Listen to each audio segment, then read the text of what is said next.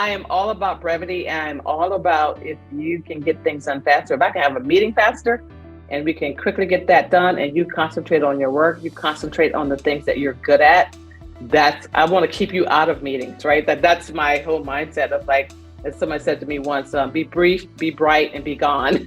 And so I just want to like make that happen. I think the faster you do it, the faster you do integrations, I think the more money you save. Yeah, right? You end up, I think that you're better off by doing the best you can to speed up most of this stuff. And that's something else that we're working towards. As we look at scale, we're also going to look at speed. We're going to try to get things, and as we improve. So we got to be able to show some improvement over time. And so not be stuck in the same thing you've been doing for the last, 10 years.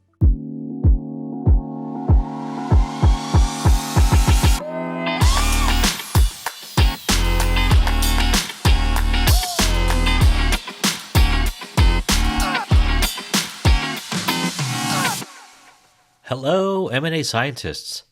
This is John Murata, Chief Operating Officer at M&A Science. Guess what? Today I'm taking over the podcast because my good friend and colleague Kisan Patel is actually away from his desk. So today our interview is going to be with Wendy Nicholson. Wendy is a VP of Technology and Product for M&A integration at Salesforce.com.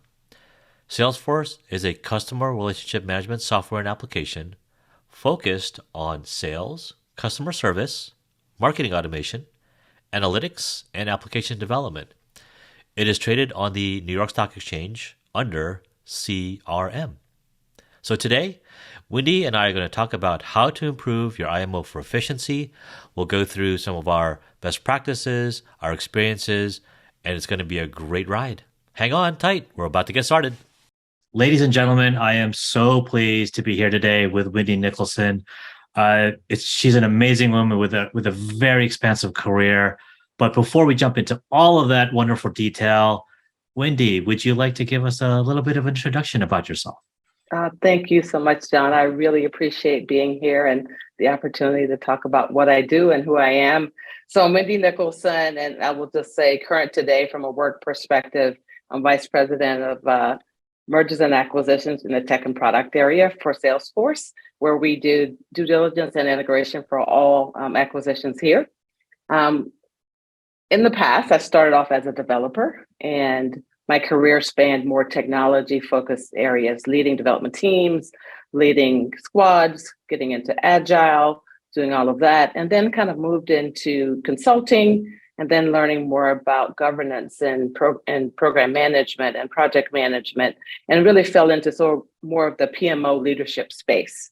And from that, I kind of graduated and had the opportunity to move into actually leading a planning and execution area for a company for M&A. And that was like not in my sweet spot because I didn't really know M&A, but M&A was so interesting to me. I'm such a geek and I like to study things and I like to tinker with things.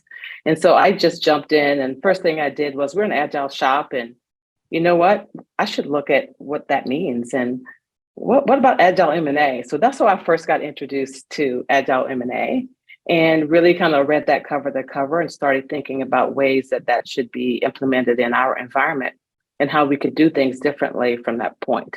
From there, I kind of really got into it and sort of got my teeth into a few acquisitions, and then being able to see some things that were repeatable and being able to do more things there. And then from there, I really really prepared me and landed me to this job at Salesforce to lead the entire M&A integration team here. So I'm here today and loving it. Wendy, you're touching my heart with the whole agile M&A thing. So thank you so much. Being ex-Salesforce as well, yeah. There's a lot that we learn from a company where things are moving so fast, and they're just constantly moving forward. Yeah. But with that, Wendy, there's just so much going on. Sometimes we forget to look at how do we make the next thing better, right? We forget to look at hindsight. But it sounds like in your career, you prefer to do that. So with the title of today's podcast being all about IMO efficiency, mm-hmm. What are some of your, let's call it lessons learned for the audience today around how you've structured a look back to help make sure that you have the next generation of IMO efficiency? Every acquisition is very different. And I think with me having a very high performing, team that was executing already, the next layer was really about, how do I get structure? How do I get repeatability? How do I make sure that we can improve as we move forward? So then it was just more of how I start talking more about our playbooks and what's our definition of done, and how do we kind of make that something that helps us down the road. So we're not creating the wheel every time. And we're really, being more agile ourselves, using our tools, being able to look at every acquisition and start with some starting point. And we know, like I said, every acquisition will have its own nuance, its own difference. And then for us, it's just like, how do we implement that? How do we look at that change? How do we make sure that we can maybe see it in the future and handle it later? So I think that those are some things that, I've worked with my team over the last year to really look at repeatability, to really look at a starting point, to really look at refining those points as we kind of move forward. This idea of repeatability I love, because it creates this wonderful structure that those who are coming up behind us, right? They have a guide, if you will. They have the guide rails to operate in, and that's sometimes just a great way to establish a good culture within the company. But sometimes, as you know, and as you duly noted, the changes in the way that we do integration tends to change and mold itself in a way that the company that we're acquiring or the technology we're acquiring, that's going through change, right? It is pushing us constantly ever forward. Mm-hmm. Do you find that those technology changes challenge you in how you look at efficiency in building your IMO for the next transaction? Yes, I do find that. If I got an example actually today where we're changing the way that we're looking at our rosters, really more of our orgs and what that looks like. And so then that means, that's going to have to change my playbook that we have. So having a set of playbooks for those things and saying, okay, that will change.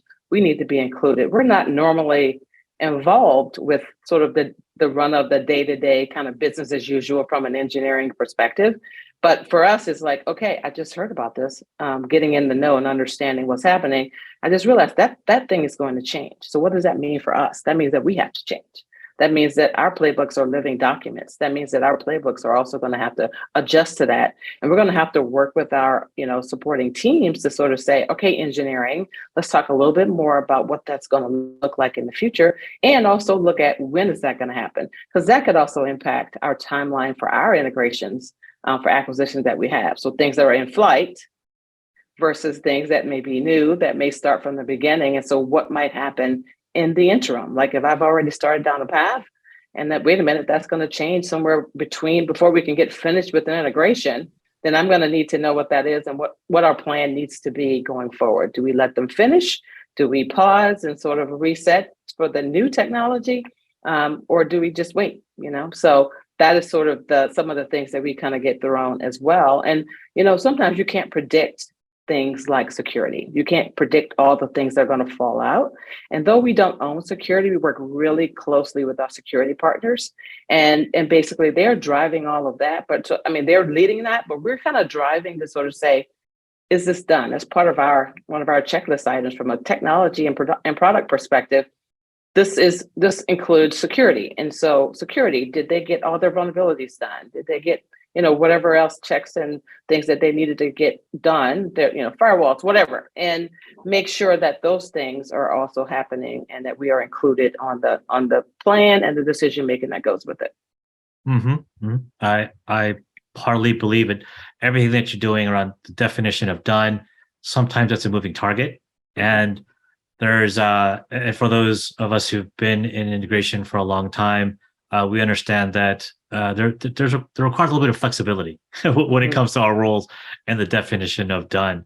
Yes. One of the challenges that I found in just past experiences, which is, when do I apply the definition of done, right? Because we have the first 100 days, and is that done? And is that done against what? So if I may, can I ask you, How do you look at the definition of done, not only as an executive in the IMO, but as you govern and manage your work streams? How do you help instantiate that definition of done for them? So for me, I feel like every acquisition should have that same definition of done. But there may be bits and pieces that don't apply, right? Like this might not apply to this tuck-in, right? But it might apply to like a very large new cloud acquisition. And so for me, it is, if I can measure each one of them side by side with that definition of done, you've got to get the security done. You've got to get your application monitoring done. You've got to get, those things, right? Check, check, check.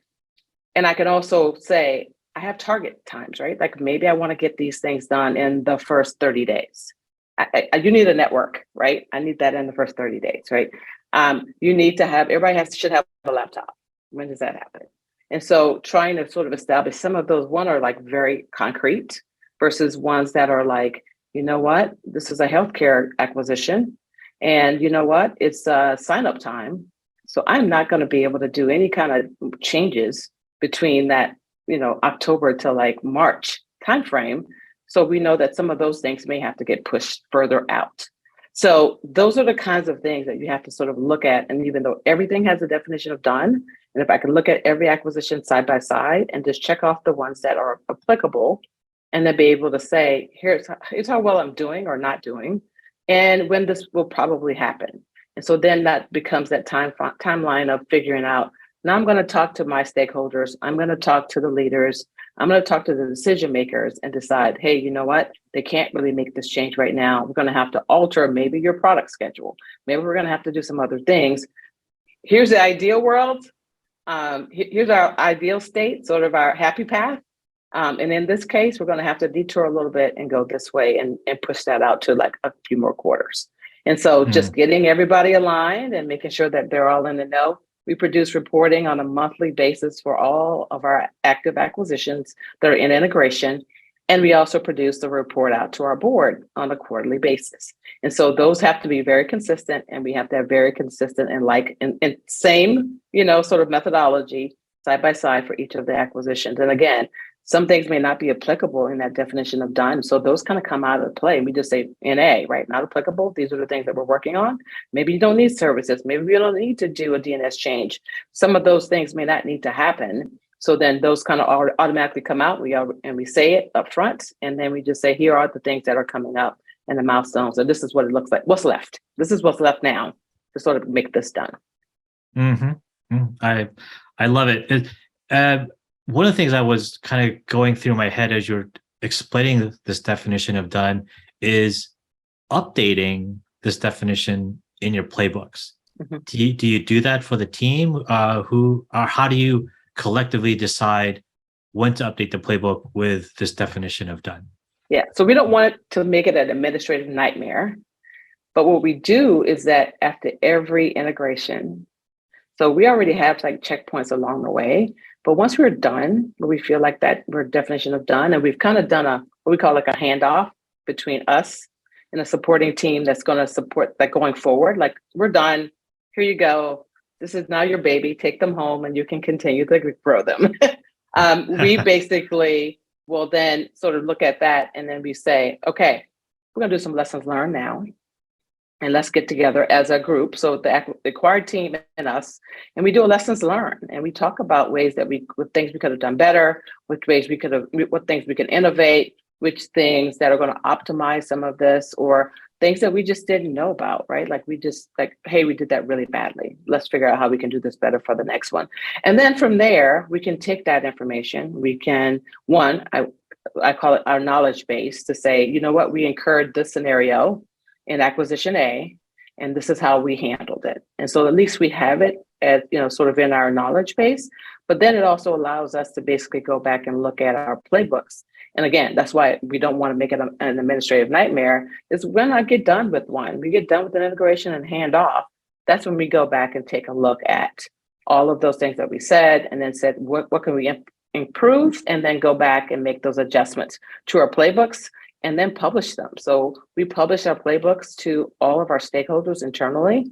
in our leadership, so that at any point in time, they can look at that and they can say, hey, here's our roles and responsibilities. Here's our DACI, who's our driver, who's accountable, who's informed, who's contributing. And basically give them that opportunity to sort of see it as well and add input. Mm-hmm, mm-hmm. I want to ask you about this DACI thing, because I went through my own career of going from RACI to DACI. Yes. But let me close out on this idea of done first, which is it fair, and feel free to disagree here, which is it fair to say that once you complete the retrospective, that is the instantiation of done and completeness? Yeah. Yes. Okay. Yes. So our handoff is our sort of like, we're no longer doing anything, right? We're like, we talk through it, but I will say that you're right. Like in terms of going backwards, and let's say we do meet with my, business technology team, who says, you know what, that I'm not real comfortable with the application monitoring piece right now. I think we need to do a couple more things. So we may have to go back and fix that, right? So then after that, it's sort of our sort of lessons learned. And actually just having conversations today with some of my leadership, we want to kind of go back now and revisit some of the past ones and talk a little bit more. How are you doing today? So that was a year ago. How does it look today? Anything you think we could improve on and what we could have done better? So we're actually going to go back again and sort of pull our past acquisitions that we've closed out or completed and get some more information on how they're doing today. Oh, that's great. I think that is a great best practice for audience to follow. There's just so much that you will learn, whether it be a week after or even a month after. There are things that tend to bubble up even after you kind of wrap things up. But I will say, though, for the audience today, one of the important things that you should consider is do not force being done. Right? It has to be a natural progression from all the individuals in the work stream, all your stakeholders, that yes, it's time to instantiate that retrospective in order to get us done. But don't force it where there are things that are lingering, there are unchecked boxes, because that really isn't truly the definition of done at that point. Yeah, and I'll add a couple of things to that, and that is there are two pieces that are more soft skills, and it's definitely more. One is culture, and the other is having empathy. And when you realize that this company, these are individuals who are now new employees of your company, and it's going to take them a minute to adjust. We moved their cheese. They're doing something different. They're being told that this is what you're going to have to do going forward. So working with them and coming up with a combined plan is super important, and being able to connect with them, meet with them, talk about the whys of what we're going to do from an integration perspective, get their feedback. Maybe they do something better, and really get input, and so that it's a team effort, so that it's not a because we told you so, because we bought you. It's more empathetic, and we think about how their culture, how that fits with their culture, and how their culture is going to have to fit with ours. So for that as well, right, in terms of being able to work with your acquired teams and their technology teams, we can be a little egotistical, because when we are really good at technology, you think that everything that you do is great. And so sometimes you have to be open to look at innovation. You have to be open to look at how things are being done differently. And I think that's the other things that I'm really key to talking to my team about, is like when we acquire a team, just be a little human, have a little empathy. We do have a job to do, but let's do it together. And I think that we can by doing so. Oh man, I'm going to jump into this whole people-centric M&A thing with you, but I want to stop myself, because I want to go back to my prior deviation. Sure. Which is this change from RACI to DACI. Yes. So I'll admit, Wendy, I am probably a late transformer to the RACI to DACI movement. But once I was there, I was totally into it. And I really liked how it abstracted just that hard set roles, responsibilities, yes, which tends to be a little bit too may I say, it puts everybody like into a level of anxiety, right? Yes. Whereas driver, contributor, informed, it's more what's the word I'm looking for? It's more interesting in the way that people engage because it's not so hard set. Right. So, what from your career and your experience, Wendy, when did you start transitioning over to DACI, and how has that been for your career as well? So, we more recent. So we had a really healthy debate about RACI versus DACI, and because of the seat that we're in, we work with a lot of our M&A partner teams. So whether that's legal, or whether that's employer services, which is like our HR, whether that's our supplier or procurement area, security, like all of those areas that we don't own. But we need to drive to make sure that we have those things done. So, employer services is doing, cultural surveys and making sure that we understand where they're coming from and where they're at, what they're feeling. Whether that is suppliers who are making sure, supplier team or procurement team, making sure their suppliers become our suppliers and or, adjust to whatever supplier that we have for that service or licensing or what have you. Whether that's security then doing their part. So for us, it's like the driver. That's why the D became more important to us, because we're driving it and we're not really responsible for it. So they still have their job to do. There's still an M&A team associated with that integration. But for us, it's just more of we're the ones that are reporting. We're the ones that are responsible for putting it all together and saying, we're done. And handing that off. So that's why we went down the DACI path. But do believe me, there was a very healthy debate along those lines. And, some of it is about just terminology, what people know, and understand what that looks like. But in every one of our playbooks, we have a DACI for each of the areas. And we talk about who's responsible. We talk about all the players. We talk about what the outcomes are. We talk about what, basically here are all the steps to get to being done for that piece of work. And so for each one of those, that makes it so great in our playbooks that we have that, and that I can hand that to any executive and I can say, here you go. Here's how we look at suppliers. Here's how we look at, the licensing. Here's how we look at, security. Here's how we look at, ES, right? All of those things. And then, like I said, some of them are easy, like easy peasy. This team kind of is rock and rolling. It's not that hard. Some of it could be hard depending on the maturity of the acquired company. But for the most part, we have those down and we work with them and we just keep close ties with them and work through our sort of, like I said, our checklist or our definition of done. So, so far, I think it's great. I think we're maturing and depending on the size of the acquisition and sort of what the complications that go with it. And so those kinds of things are ones that we are perfecting and trying to get better at as we look at the larger acquisitions and the timeline, because some of those, we could be from 9 months to something that's small, a tuck-in type, or we could be, 2 years to 3 years based on some of the larger acquisitions. So that also helps us sort of determine what this looks like, but also gives us an opportunity to show the acquired company, here's what this looks like as well, right? To say, here's what the scope of this work is, here's who's responsible, here's how we're going to work together, here's our plan, and then we go from there. And then again, we come back and say, how do we do to that, right? How do we compare? We do that lessons learned. How do we compare to what we started with versus where we ended and what changed in between? Mm-hmm. I want to parlay off of this idea of the changes that you've been keeping current and up to date in your playbooks, because I think that's a really important point. Given that we just heard from you, there's so much that you are updating over time. Could you give us an idea of how you're governing those changes? Is it such that you're doing it, you're empowering the teams to do it more iteratively, or are you waiting until the end when you're done? And then how do you just make sure that those updates are in fact valid and something that you want to carry forward? Yes.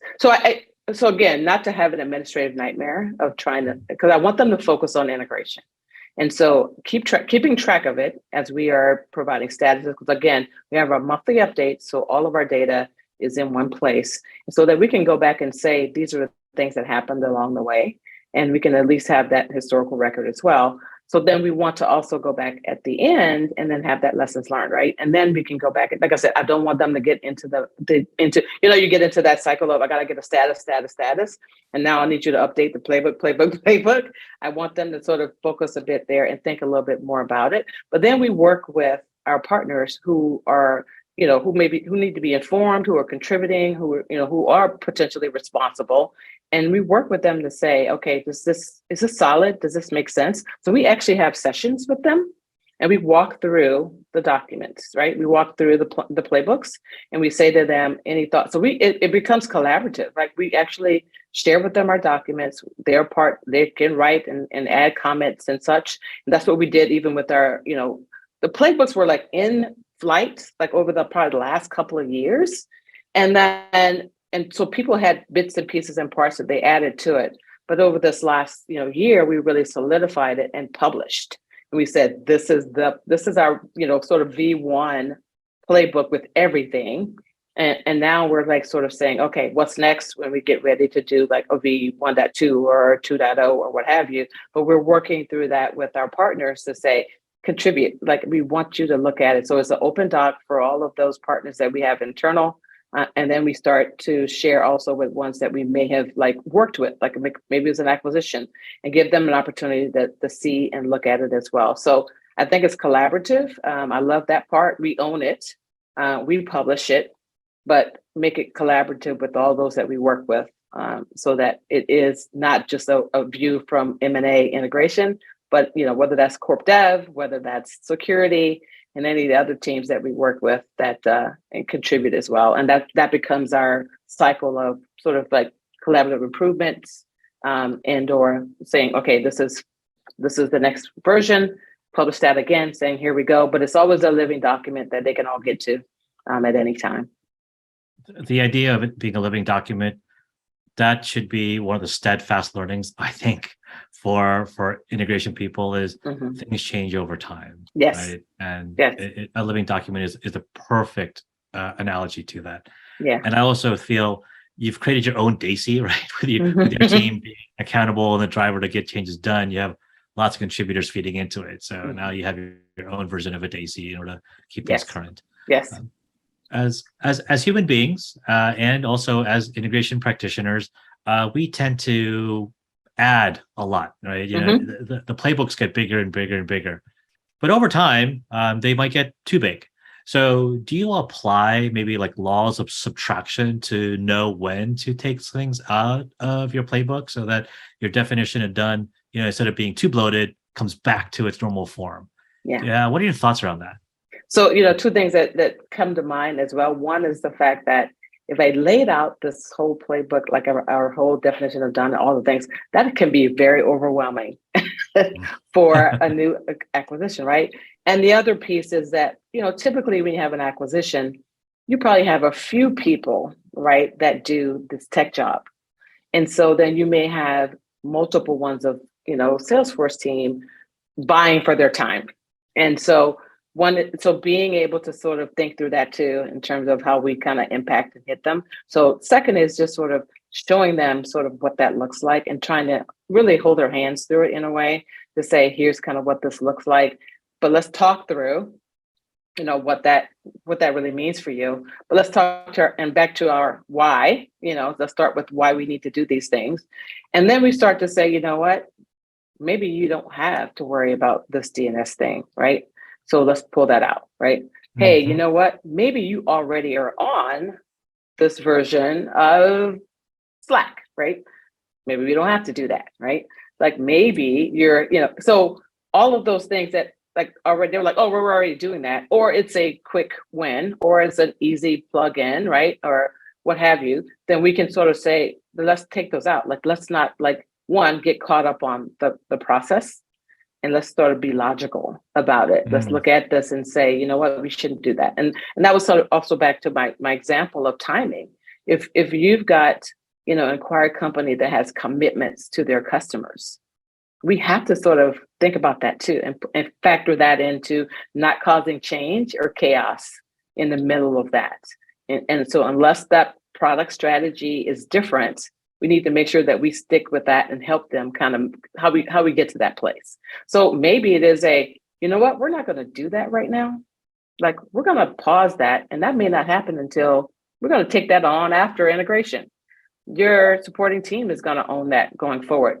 And we'll be like, okay, decision, let's make sure we got all the right people that made the decision and call that out as it is and report it as such.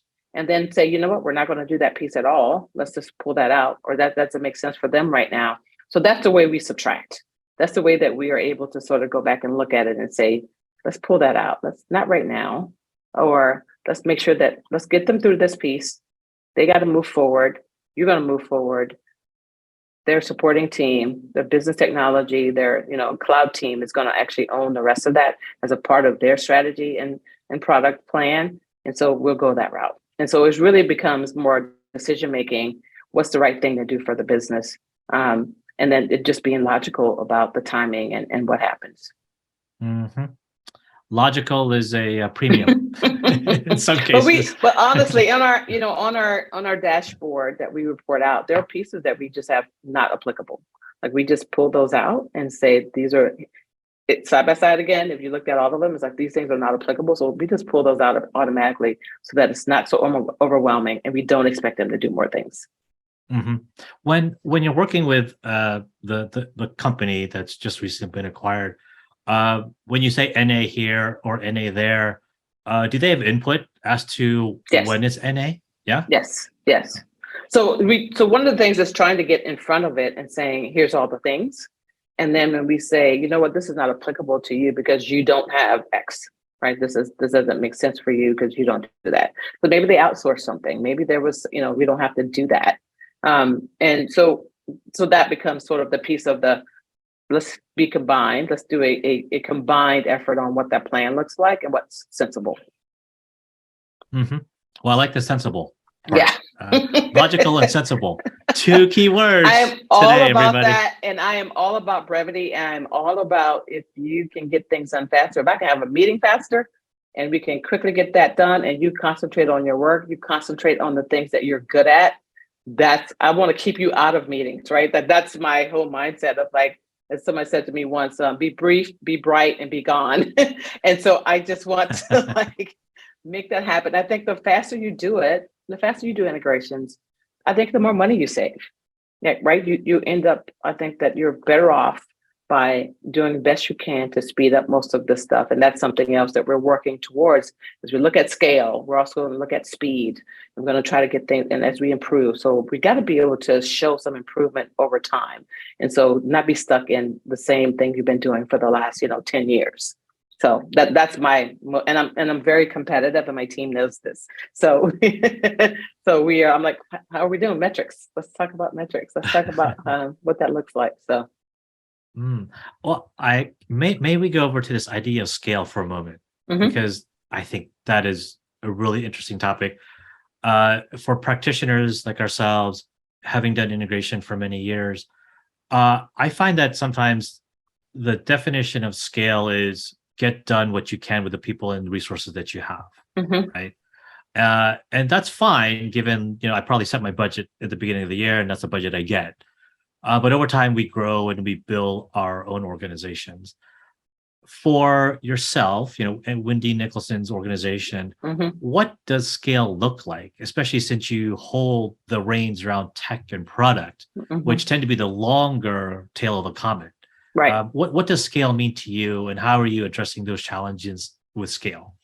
So obviously, I have a set number of people on my team, a set things that different people do.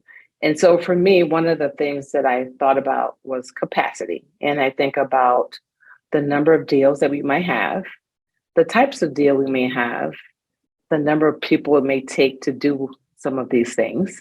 And how does that look? So one of the first things I did with my team, and I was like, I'd like to create our own Kanban board and with WIP limits.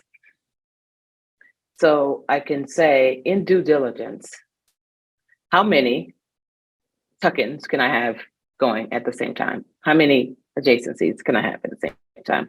How many, new cloud items can I have at the same time? But basically, be logical to say, I've only got this many people that can do due diligence. So really, I'm going to go to corp dev and say, it's going to be hard on me to scale without bringing people on, without really staffing up my team. I don't want to build up a team that it doesn't make sense to have that many people staffed. That let's be focused. If there's opportunity for me to bring in incremental, I would rather the incremental be arms and legs, right? Like being people who can do more work there, but let my subject matter experts be on the front. And then I can sort of talk about how do I scale then, right? Like if I get to a place and I say like, and our, that M&A engine like just cranks up and starts moving really fast, that's where I want to be. I want to be able to scale my team that way versus, trying to sort of say, okay, I'm going to overwork. Everybody's got to work so many more hours. Everybody got to work every weekend. And, we're definitely all about balance. And so for me, it is, I'm going to be screaming, like sort of like, I want to make sure that my team is taken care of and that we're doing the right thing and it's the right focus. And so for me, the scale means more about as we get bigger deals, what does my team look like? What does that ebb and flow look like? And then be able to say yay or nay, or we basically go back and say, okay, you know what, this may take longer. Like, let's be realistic. If you think about agile and you think about how long it might take, here's my team, here's my whip limits, here's really our velocity of what we can really get done. And let's be logical about it. So for me, that is there. And if I can forecast, which typically it's not, I'm not gonna get that much time, how many, acquisitions may be coming my way. That's my happy path. If I'm able to get that, and then I can kind of staff up as I need to, but I would prefer to do it like incrementally and make more sense about it so that we can support the business. And we want to be able to do that. That's how we grow, right? That's another part of how we grow our business is through acquisition. So that's where I look for when I think about scaling is being able to do those things. And if I can take away some of those things with incremental headcount and let my subject matter experts and the trusted advisors that I have do the jobs that they do and they do it well, that would be my idea of how I can sort of, help support the business in that way. Mm-hmm. Mm-hmm. I'm going to ask you something about something I've experienced in my past career as well around scale, which is every once in a while when I'm going through integration, I'm looking out for the next best possible talent, right, that I could bring over to my team. And the idea being that good integration people are hard to come by. Right. So do you subscribe to that same philosophy yourself, and has it worked for you? So given that I didn't grow up in M&A, like I came to it later, right? Like, so it wasn't like I had this long history of a big four consulting type, role that and now you're just picking on me. And so that's why I like I said, I'm a studious person too, and learning is one of my other superpowers. Competition, I'm competitive and I like to learn. So for me, it's like a lot of the folks on my team do have that kind of expertise. And I think when I need that on the front end, that's where I'm going to go to. Alternatively, I have been looking at opportunities to say, you know what? I'd love to have my team having a little bit more stagger, right? Like a little bit more steps of opportunities into M&A. So people don't get introduced into M&A. Like, most of the times when I was in meetings, never saw many people that looked like me. And so for me, it's like, why don't we start with, some interns? Let's do some coordinators. Let's do some kind of project coordinator types.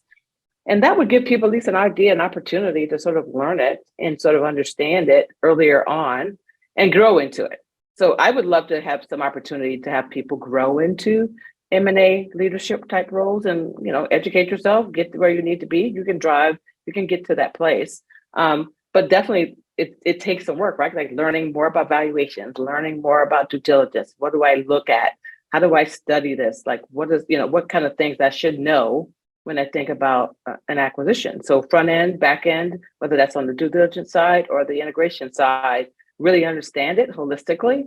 And that will help you grow. And so for me, it's like, it also gives, like I said, it well rounds my team so that we're not all at the very same level, right? Like we have people, and that we give people an opportunity to grow as leaders as well. So that's where I want to really take my team to. That's my future hopes and dreams is to be able to really stagger my team a little bit more in terms of experience and levels. That's great. But when I need the lead, right? When I need that core lead person that really is going to understand it, can help and drive and help me as well, then that's where I'm going to go for the most part. I think that's fantastic. It's so delightful and refreshing to hear that you're watching out for building the team with well-rounded experience, well-rounded knowledge. Because many times when we get so just moving incredibly fast inside an integration, we're just pigeonholed into what we think we know or what others think we know. And so that's all we ever end up doing. Yeah. But let me tell you, there are side conversations that people have that say, "Oh, what are you doing over there? And is that exciting? And maybe can I intern with you a little bit, or can I shadow you, like unofficially?" Yes. Right. And it creates this nice network of folks wanting to learn from each other. Absolutely. If we could continue to instill that in any organization that has integration teams, I think that is just so much better for everybody. Yeah, I think it takes away the mystery, because I think that there a lot of times people really don't understand what it takes to integrate an acquisition. And so I'm evangelizing as much as I can internally and sometimes externally. If someone says, "Oh, it's a 2-person, company that you just bought, that should be easy," and it's like that. Not really. Like we still have to go through some of the same checks and balances for a 2-person team versus a 600-person team.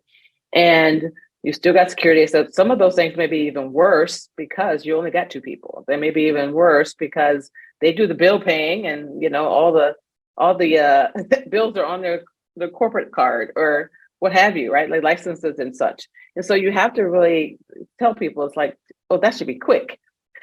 And I was like, no, it still takes a little time to do some of these things. It may be a little bit faster because it's 2 people, sure. But there are a lot of things when it comes to systems and or tools and or cloud or on-prem or what have you that we need to sort of think through and what that looks like.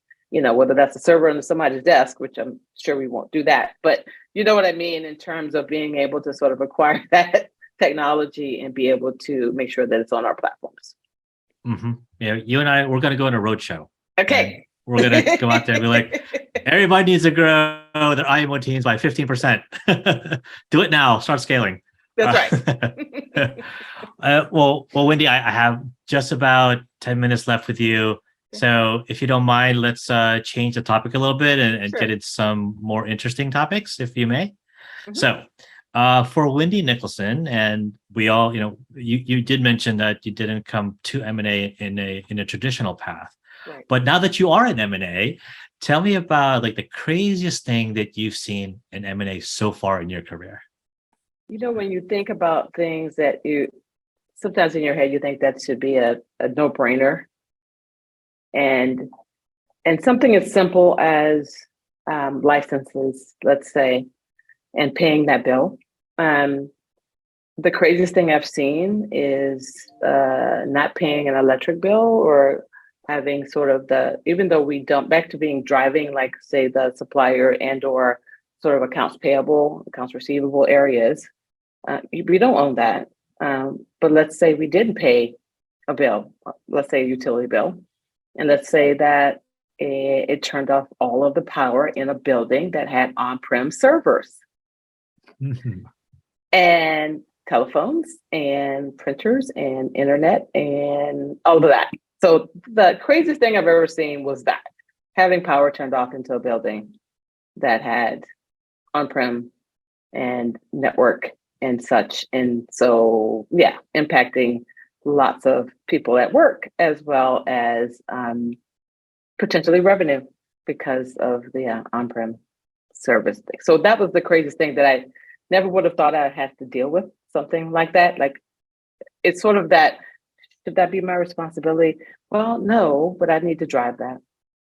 Mm-hmm. I need to make sure that that's happening, that we have, if you don't have a mature, and I kind of, for any of those type of things, I always go back to what did we ask in due diligence? And is there anything we could have done to prevent that from happening? And that from everything from knowing the maturity of a team and how well their processes are documented and or in flight, and then being able to make sure that those kind of things don't fall through the cracks. So that's where your mind kind of switches a little bit to try to figure out, how do we deal with that? What should we do? What should I ask? I do that with, even with the agility of a company, ask those questions like, if you tell me you're an agile shop, like what's the maturity of your agile shop? And so that we know how much more work we might have to do to get them aligned. And so the same thing with things like suppliers, same thing with, legal licenses and such, all of those things that we have to think about in diligence to say, is it going to take us more? Do we need to be more involved? Do we need to jump in? What does that look like? So for me, it's just sort of that realization that that is something else you need to think about from an M&A perspective. Again, because I didn't grow up in it. There's so much that IMOs pick up. Yes. Over time, we play we're kind of like the bucket for a lot of things that just kind of tumble through an acquisition. For example, I've been an interim CIO. Just because somebody wasn't there to go resolve data center problem. I've also been the staff psychiatrist many times as well. I understand that one. That one. So for the audience today, I would say there's just a lot that goes on for integration, and having heard a lot of what Wendy's talked about around IMO efficiencies, hopefully many of you take that with you as the next conversation, if you will, to evolve your department. So Wendy, one more last question before we wrap up today, and then we'll definitely close it out. I want to respect your time here at Salesforce. But are there any thoughts from Wendy Nicholson about the future integrators out there, the integration practitioners? What would you give them as words of advice or words of wisdom for those coming about in our practice and in our career path? I think my words of wisdom is, I think I told you a little bit about having empathy, understanding a culture. And I think that relationship management is super important with those acquired team members.